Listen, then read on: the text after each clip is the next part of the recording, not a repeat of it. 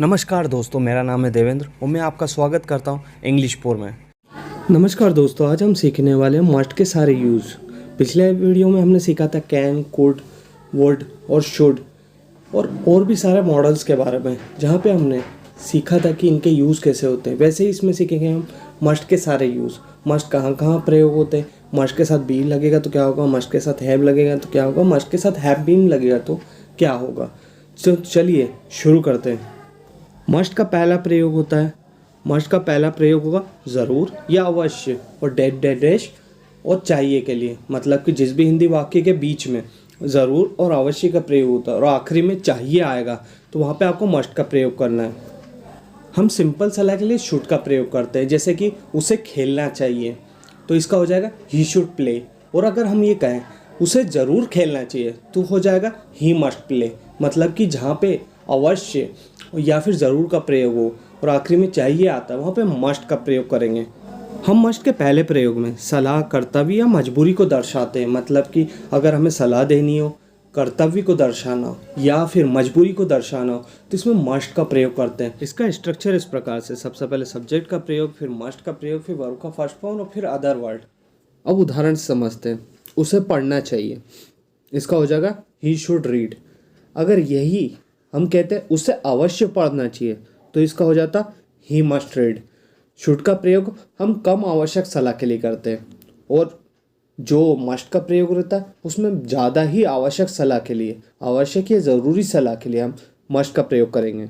वैसे ही हमें दूसरों की मदद करनी चाहिए तो इसका हो जाएगा वी शुड हेल्प अदर्स। वैसे ही इसमें अवश्य आ जाएगा, जैसे कि हमें दूसरों की मदद अवश्य करनी चाहिए तो इसका हो जाएगा वी मस्ट हेल्प अदर्स।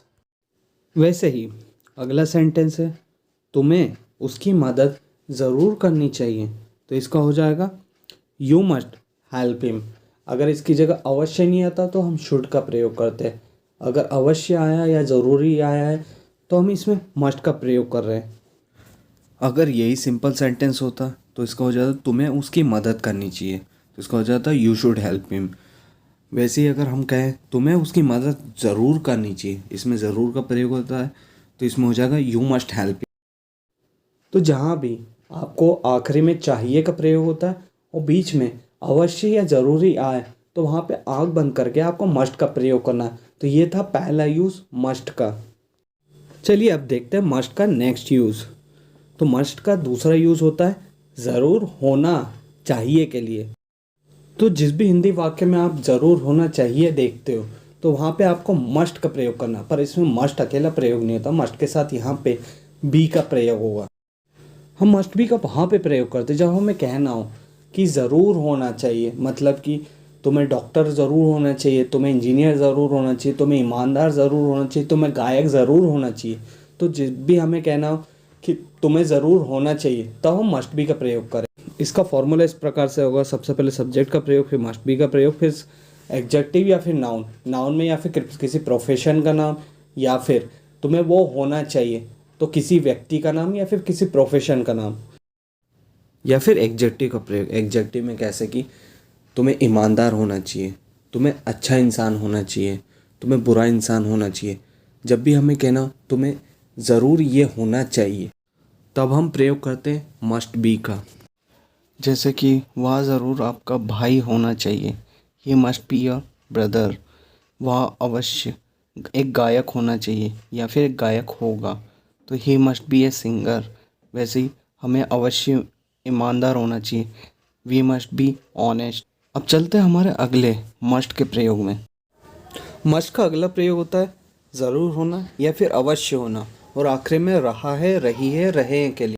मतलब कि जो भी हिंदी वाक्य के आखिरी में रहा है, रही है, रहे, मतलब कि कंटिन्यूस में आता हो पर उसमें अवश्य या ज़रूर का प्रयोग हो रहा हो तो वहाँ पे हम मस्ट बी का प्रयोग करेंगे। साथ ही साथ वर्ब का फोर्थ फॉर्म यानी वर्ब के साथ आईएनजी का प्रयोग करेंगे।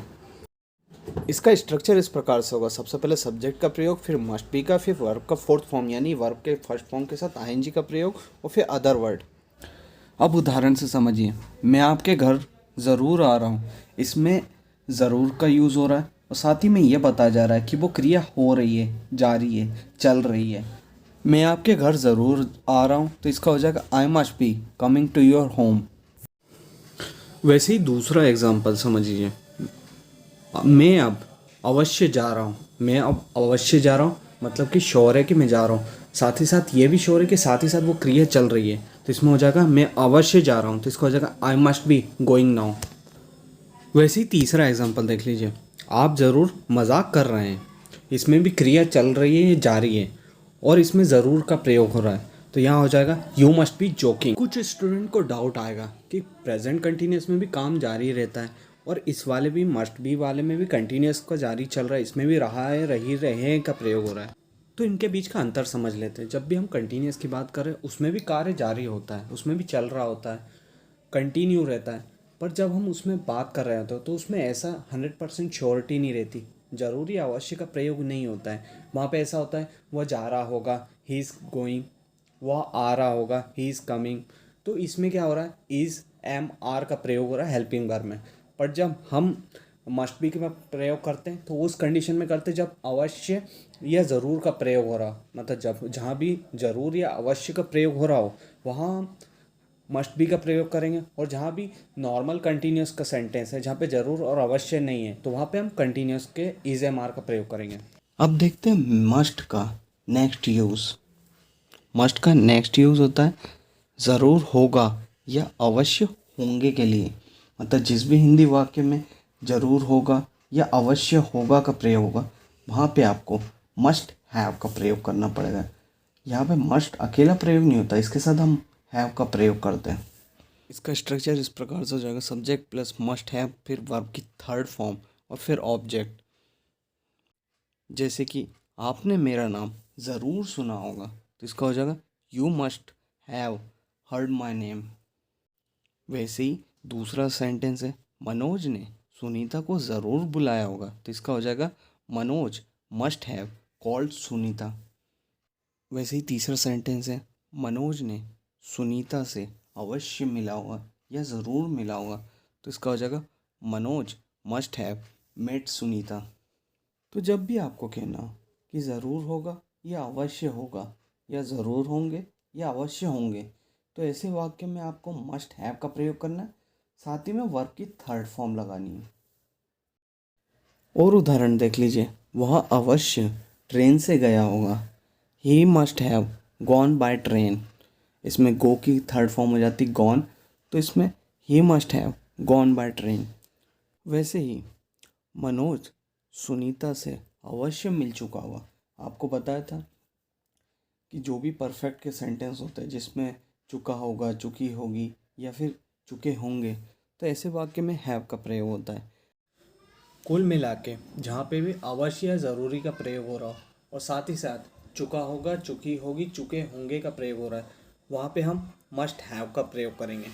एक बात हमेशा याद रखना, जैसे कि वर्ब का थर्ड फॉर्म जिस भी वाक्य में आए, तो आपको वो समझ लेना कि वो कार्य कंप्लीट हो चुका है, पूर्ण हो चुका है।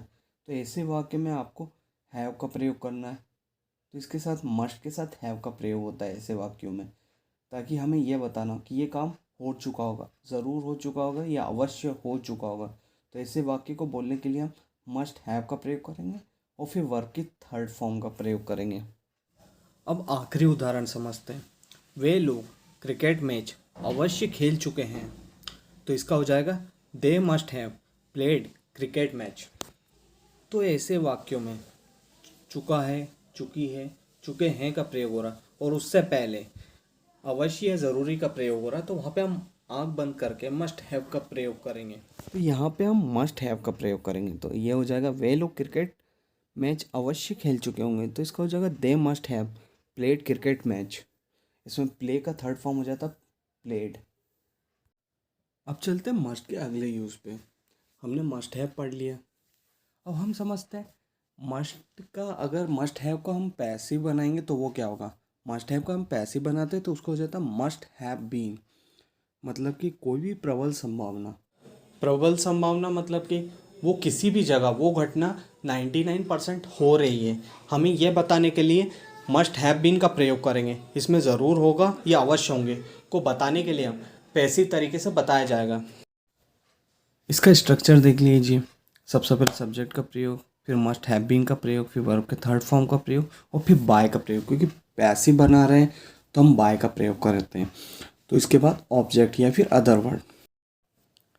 सबसे पहला सेंटेंस है मनोज द्वारा सुनीता को किताबें अवश्य मिली होंगी। तो इसका हो जाएगा Sunita must have been got books by Manoj.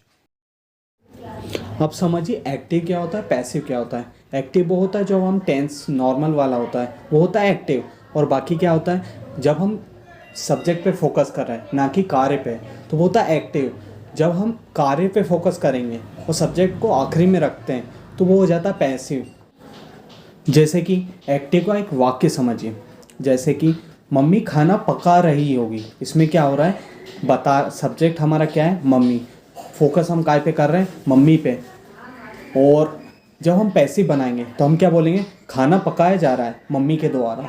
तो इसमें हम क्या बता रहे हैं, हमारा फोकस कहाँ है, खाने पे, ऑब्जेक्ट पे। हमारा फोकस